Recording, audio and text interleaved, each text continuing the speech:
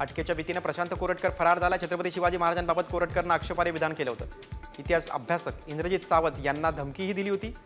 त्यानं जामिनासाठी अर्ज केला होता, मात्र कोल्हापूर जिल्हा सत्र न्यायालयानं त्याचा जामीन अर्ज फेटाळला। त्यामुळे कोणत्याही क्षणी कोरटकरला अटक होऊ शकते।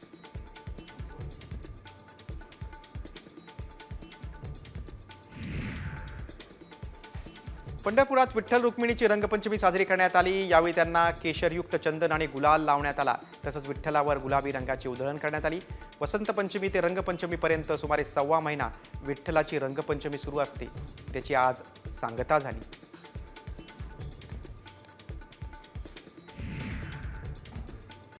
कॉमस्कोर नुसार आता isakal.com आहे देशातील नंबर 1 ची मराठी न्यूज वेबसाईट। प्रत्येक अपडेटसाठी isakal.com ला नक्की भेट द्या।